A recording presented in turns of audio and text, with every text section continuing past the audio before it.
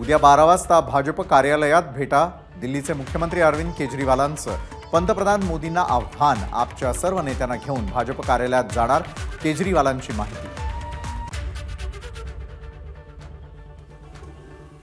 सरकार कुणालाही जेलमध्ये टाकू शकते. पीए बिभव कुमार यांना अटक झाल्यानंतर अरविंद केजरीवाल आक्रमक. आता आम्ही सक्षम. भाजप पक्ष आम्ही चालवतो. वाजपेयींच्या काळातल्या संघाशी संबंधांवरती भाजप अध्यक्ष जे.पी. नड्डांचं उत्तर. आधी असक्षम होतो म्हणून संघाची गरज पडत होती. नड्डांचं वक्तव्य. मथुरा काशीमधल्या मंदिर बांधण्याचा विचार नाही. जे.पी. नड्डांची माहिती. नव्या मंदिर निर्माणाचा ना विचार ना कल्पना ना इच्छा. एका इंग्रजी दैनिकाला दिलेल्या मुलाखतीत जे.पी. नड्डांचं वक्तव्य.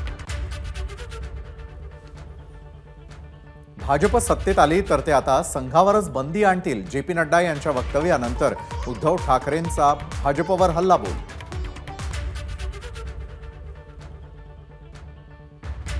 उद्या मोदी संघाला देखील नकली संघ म्हणतील. आम्ही स्वयंपूर्ण झालोय, आता आम्हाला संघाची गरज नाही असं मोदी उद्या म्हणतील.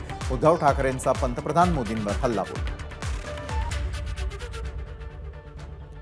देशभक्त शब्दाला आक्षेप घेणारे उपमुख्यमंत्री देवेंद्र फडणवीस देशद्रोही झालेत का? उद्धव ठाकरेंचा सवाल. मुख्यमंत्री एकनाथ शिंदे आणि राज ठाकरे बाळासाहेबांच्या विचारांचे वारसदार. उपमुख्यमंत्री देवेंद्र फडणवीसांची प्रतिक्रिया. बाळासाहेबांना जो भारत अपेक्षित होता तो मोदींनी तयार केला. फडणवीसांचं वक्तव्य.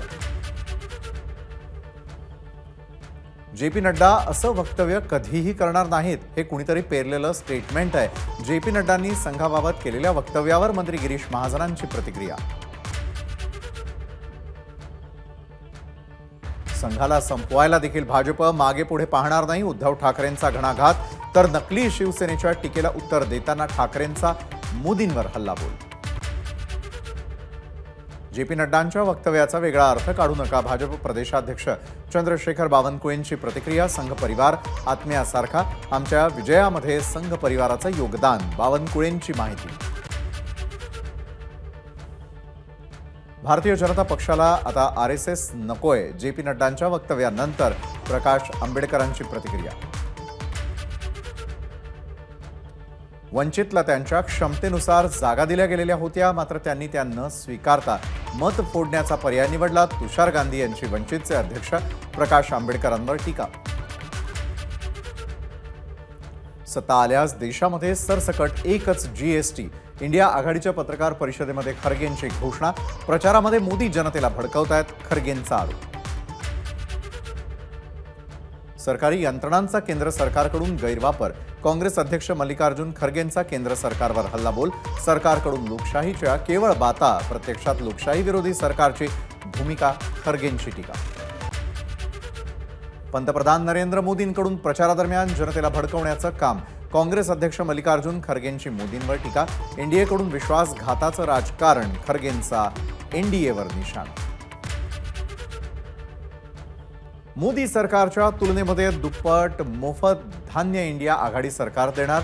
काँग्रेस अध्यक्ष मल्लिकार्जुन खरगेंचं आश्वासन. तर जनतेच्या फायद्यासाठी जास्तीत जास्त निर्णय घेणार. खरगेंची प्रतिक्रिया. उद्धव ठाकरेंचा संबंध आता भगव्याशी नव्हे तर हिरव्याशी. याचा पश्चाताप ठाकरेंना आयुष्यभर होईल.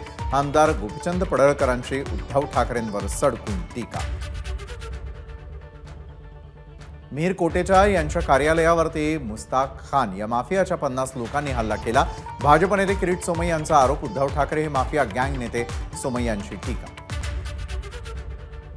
लोकसभा निवडणुकीमधील आतापर्यंत झालेल्या 4 टप्प्यांमधील मतदानाची आकडेवारी प्रसिद्ध करण्यात काय अडचण?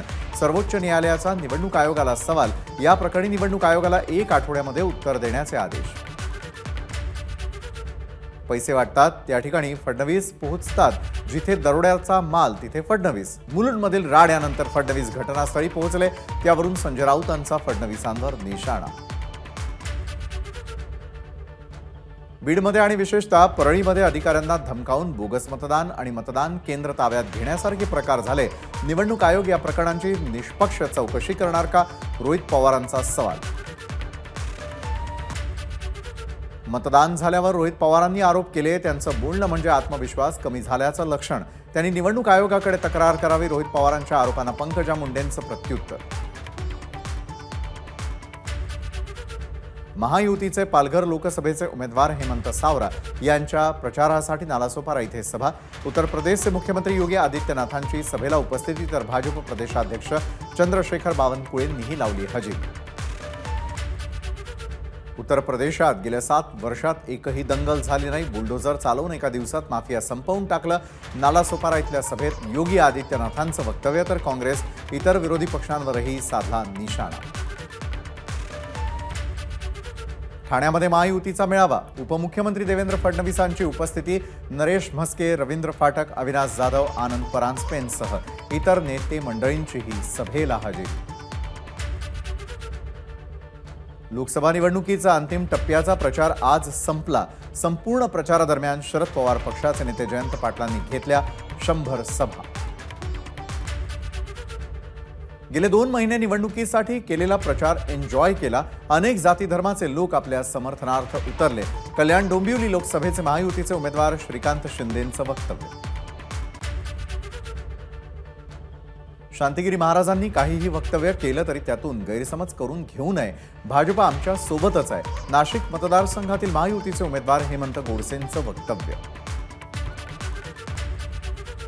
आम्ही पंतप्रधानांच्या सभेमध्ये व्यस्त असताना संजय दिना पाटलांनी भेकड हल्ला केला.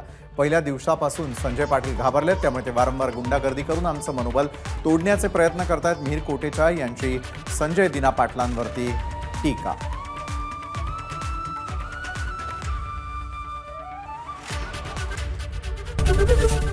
एबीपी माझा, उघडा डोळे बघा नीट.